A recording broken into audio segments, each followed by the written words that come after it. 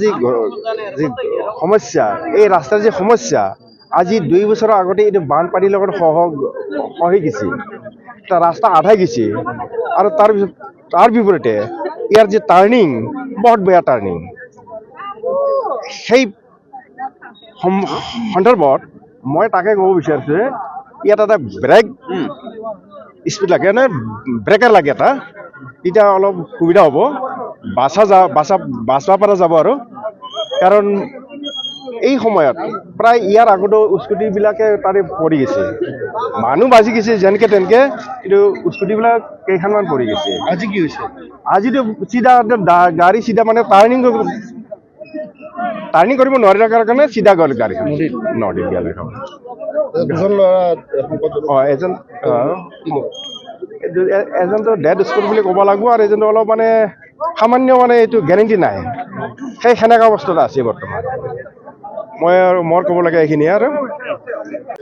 মানে গাড়ী আমাৰ এটা আমাৰ গাঁৱত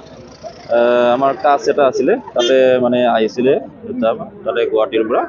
তাৰপিছত ইয়াতে আমাৰ গাঁৱৰে হয় গাঁও তো ইফালে মানে আহি থাকোঁতে মানে ডাইৰেক্টলি মানে হেৰিত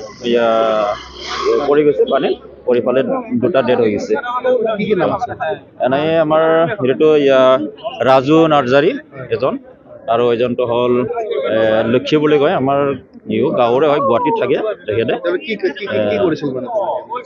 কি কৰিছে মানে ইয়াতে তাৰমানে আমাৰ যিহেতু তাতে ফেষ্টিভেল এটা আছিলে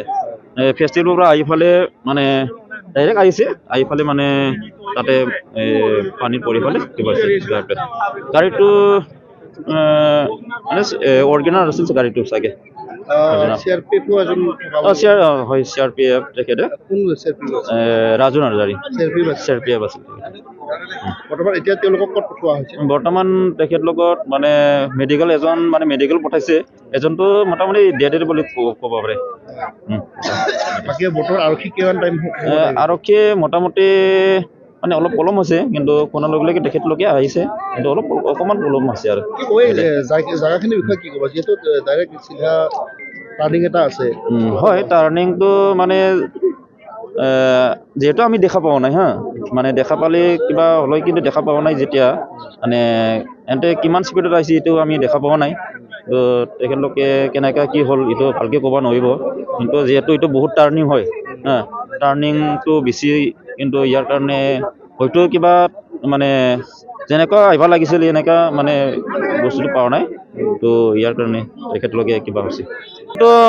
মেইনলি আমাৰ ইয়াতে তাৰমানে স্পীড ব্ৰেকাৰ এটা লাগে মানে এইটো